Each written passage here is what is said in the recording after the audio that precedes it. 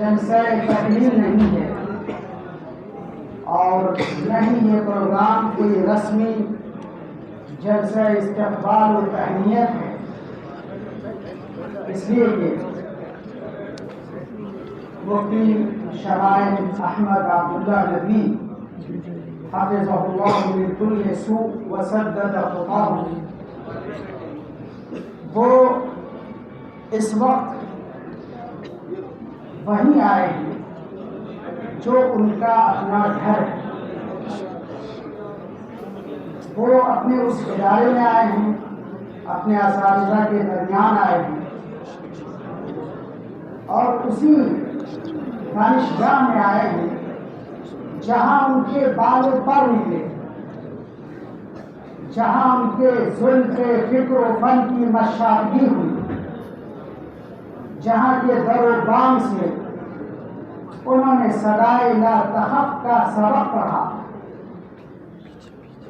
اس لیے یہ پروگرام حدیث دل محفل کی، یہ پروگرام ایک بڑے بھائی کا اپنے چھوٹوں سے، ایک سینئر نبی کا اپنے جونیئروں سے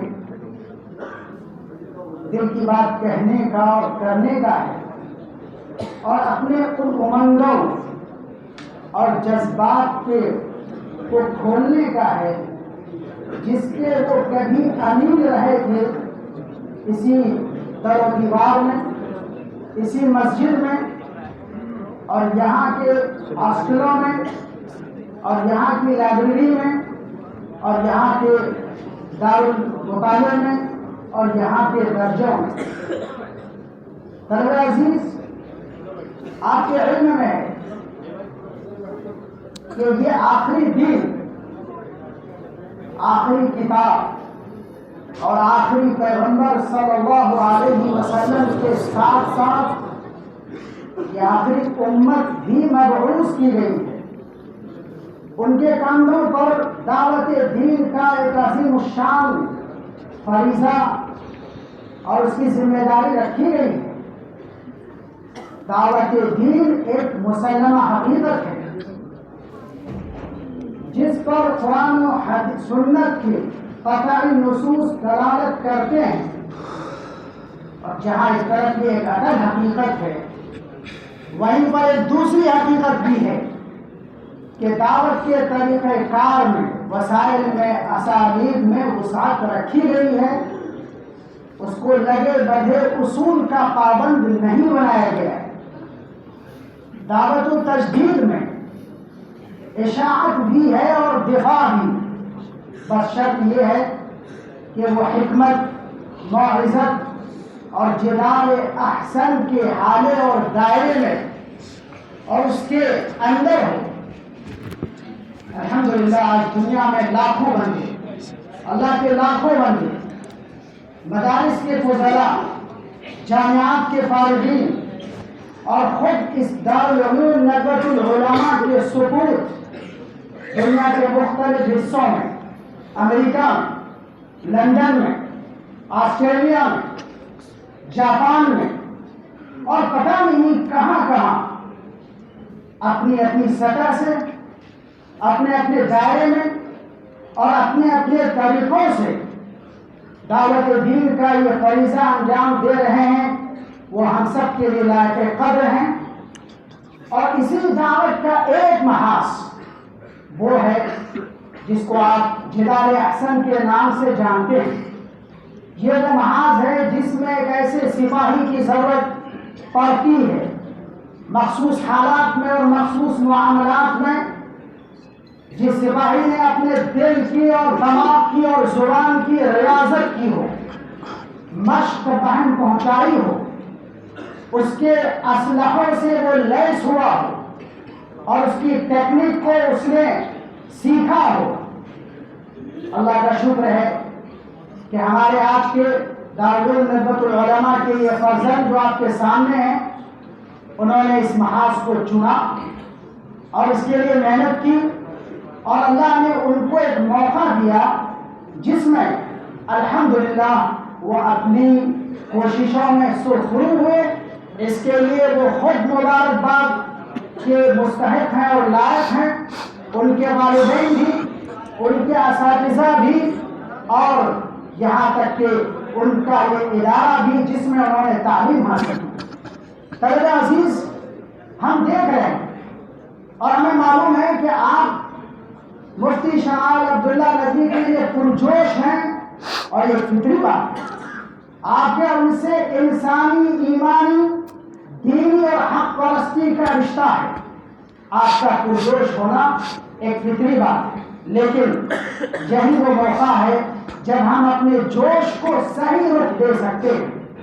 ہم کس طرح اپنے جوش کو صحیح رخ دے سکتے ہیں؟ اس طرح کہ ہم آج مفتی شمال عبداللہ ندوی جن کو ہم دیکھ رہے ہیں، ہم آج ان کو دیکھ کر اپنے لیے فیصلہ نہ کریں، بلکہ یہ دیکھیں کہ مفتی شمال عبداللہ ندوی کے اس کامیابی کے پیچھے کون سے عناصر کار فرما ہیں۔ یاد رکھیے، من لم تكن له بداية محرقة لم تكن له نهاية مشرقة۔ جس کا آغاز چاند گھسل، چاند سوز اور محنت سے بھرپور نہ ہو، اس کا انجام تابناک نہیں ہو سکتا۔ مفتی شمائل عبداللہ ندوی نے جو یہاں وقت گزارا ہے، آپ کو جاننے کی ضرورت ہے، اور ان کو شاید اس بات سے خوشی ہو کہ آپ اس کو جانیں کہ انہوں نے یہاں یہ وقت کیسے گزارا۔ میں جہاں تک سمجھتا ہوں کہ 4 عناصر ہیں، اگرچہ یہ بالکل صحیح ہے کہ کسی کے سامنے اس کی تعریف نہ کی جائے، لیکن اگر اس تعریف کا کسی کو فائدہ ہو تو شاید اس کی گنجائش نکل سکتی ہے۔ اس لیے میں عرض کروں گا کہ کم از کم 4 عناصر ان کی طالب علمی کی زندگی کے ہیں۔ ہو سکتا ہے اس میں اگر مجھے سمجھنے میں کوئی غلط فہمی ہو تو مفتی صاحب خود ابھی اس کی تصحیح فرما سکتے ہیں۔ نمبر 1، مقصدیت۔ وہ عالیہ ثالثہ میں داخل ہوئے اور پھر رابعہ، علیہ اولیٰ، علیہ ثانیہ، تفسیر سے اختصاص کیا انہوں نے، اور پھر تدریب یافتہ تک کی تعلیم حاصل کی۔ اس پورے عرصے میں ایک چیز ان پر حاوی رہی، اور وہ ہے مقصدیت، ٹارگیٹ۔ کیا تھا ٹارگیٹ؟ اپنے آپ کو اسلام کی خدمت اور سربلندی کے لیے مسخر کرنا اور وقف کرنا۔ آپ یہ سمجھیں کہ یہ میں ایک چلتا جملہ بول رہا ہوں، میرے اس کہنے کے پیچھے کوئی نہ کوئی اس کی دلیل ہے، کوئی ثبوت ہے۔ بہرحال یہ ان کا مقصد رہا، اور اس مقصد سے وہ سر منہ انہوں نے انحراف نہیں کیا، چمٹے رہے، اور اس کے لیے جو کچھ بن سکتا تھا اس کے لیے انہوں نے کیا۔ اور اسی مقصد کے تحت ان کا یہ بھی فیصلہ تھا یا ارادہ تھا کہ وہ مدینے جا کر تعلیم حاصل کریں گے، لیکن نہیں ہوا، اللہ کو مقدر نہیں تھا۔ اللہ نے ان کے لیے کوئی اور میدان منتخب کیا تھا اور مقدر کر رکھا تھا۔ تو پہلی چیز مقصدیت، یہ آپ کے لیے اپنے جوش کو صحیح رخ دینے کا پہلا پوائنٹ، مقصدیت۔ دوسرے نمبر پر زبان شناسی اور زبان دانی۔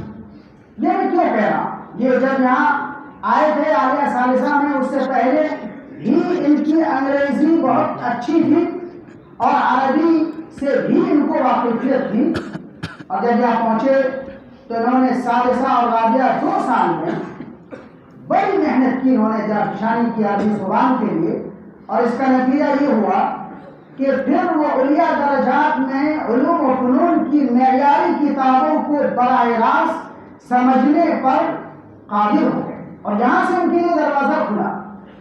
اس لیے طلبہ عزیز سے میں یہ گزارش کروں گا، اور میں کہتا بھی ہوں، اور کہ سب سے پہلے وہ ٹول اور وہ ذریعہ حاصل کرنا جس کے ذریعے سے آپ آگے جو میدان منتخب کرنا چاہتے ہیں اور کمال حاصل کرنا چاہتے ہیں، ان کی بنیادوں کو اگر آپ گرفت میں لانا چاہتے ہیں تو اس کے لیے آپ کو زبان پر اپنی گرفت مضبوط کرنی پڑے گی۔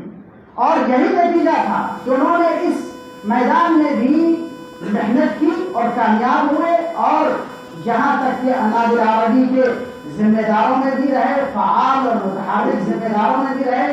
اور شاید آپ کو یہ نہیں پتا ہوگا کہ غالباً ان کا اختصاص کا دوسرا سال تھا جب یہ ایمبیسی، سعودی ایمبیسی سے وہاں سے عربی زبان میں تقریر کا ہندوستان کی سطح پر مقابلہ ہوا تھا. تو یہ بھی شریک ہوئے نظریے کے اور طلباء کے ساتھ اپنے اساتذہ کی رہنمائی میں، اور ماشاءاللہ وہاں پر انہوں نے پہلا مقام حاصل کیا، اول پوزیشن حاصل کی.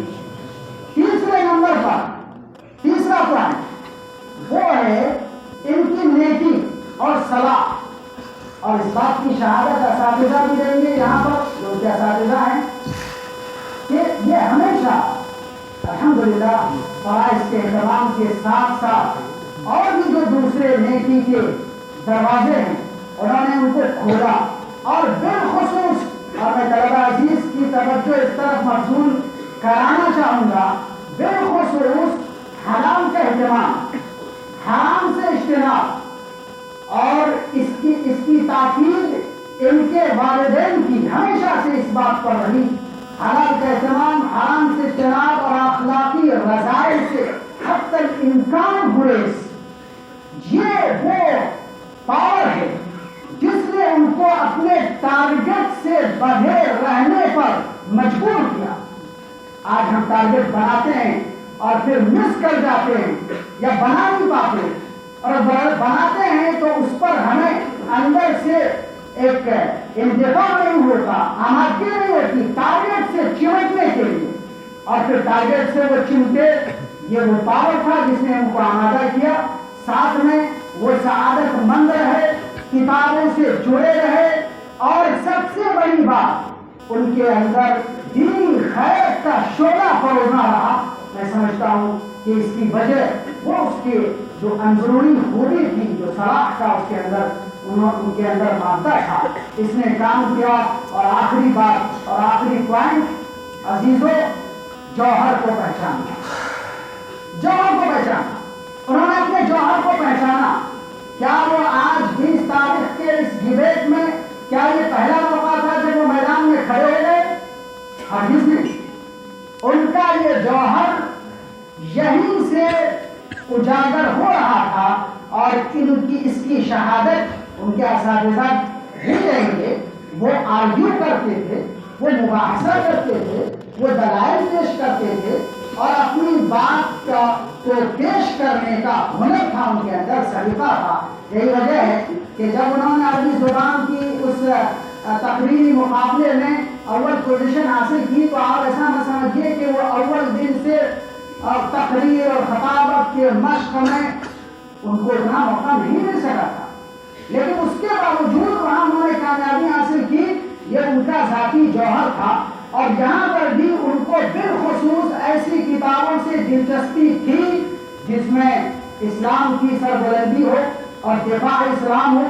مجھے شاید یاد ہے، اگر میں صحیح ہوں، کہ صوفی صالح، ڈاکٹر صوفی صالح کی کتاب مباحث فی علوم القرآن بڑی دلچسپی سے انہوں نے پڑھا، تفسیر میں اختصاص کیا. اس پہلو سے ان کی دلچسپی برقرار رہی، اور یہاں سے فارغ ہونے کے بعد انہوں نے فوراً اپنے اس جوہر کو تلاش کر کے اس کو صحیح رخ دیا، اور پھر اس کے لیے جس ٹول کی ضرورت تھی اور جن ایکسپرٹس کی ضرورت تھی، جس میں کوئی شک نہیں کہ ڈاکٹر مفتی یاسر ندیم واجدی صاحب سے انہوں نے اس میدان میں استفادہ کیا اور اس کا فائدہ پہنچا، اور اس طرح وہ اپنے آپ کو اس قابل بنا سکے کہ اس محاذ پر ان کو کامیابی حاصل ہو سکی.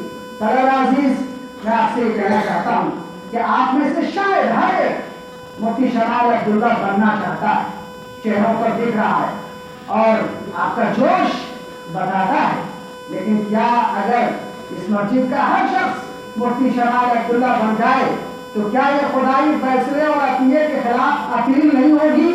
اس لیے کہ اللہ نے ہر ایک شخص کو اس کا اپنا خاص جوہر عطا کیا ہے. اگر وہ اس جوہر کو نہیں پہچانتا تو پھر وہ کچھ نہیں بن سکتا. انہوں نے اپنے جوہر کو پہچانا.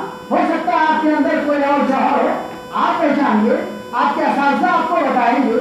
جوہر پہچاننے کے الگ الگ راستے ہیں. کبھی انسان خود اپنے جوہر کو پہچانتا ہے. حضرت یوسف علیہ السلام نے کیا کیا تھا؟ کہا اجعلنی علی خزائن الارض انی حفیظ علیم، کہ مجھے خزانوں کا مالک بنا دیجیے، ذمہ دار بنا دیجیے، میں اس کے لیے اہل ہوں، میں امانت دار بھی ہوں، اس کی نگرانی کر سکتا ہوں۔ اور اسی طرح دیکھیے حضرت موسیٰ کے لیے حضرت شعیب کی دختر نیک اختر نے کیا کہا تھا؟ یا ابت استأجرہ ان خیر من استأجرت القوی الامین۔ یہ کیا تھا؟ یہ جوہر سے انکشاف تھا۔ آپ میں سے ہر ایک کو اللہ نے الگ الگ جوہر عطا کیا ہے، آپ ضرور دعا کیجئے، تمنا کیجئے، کوشش کیجئے، لیکن اپنے جوہر کو نہ بھولیے کہ اللہ نے آپ کو کس لیے پیدا کیا ہے۔ ہم اس کے بعد مفتی صاحب سے اپیل کریں گے، گزارش کریں گے کہ وہ اپنے خیالات اور بالخصوص اپنے تعلیمی تجربات سے جن مراحل سے وہ یہاں گزرے اور جن سے طلباء کو فائدہ پہنچ سکتا ہے وہ اس پر روشنی ڈالیں۔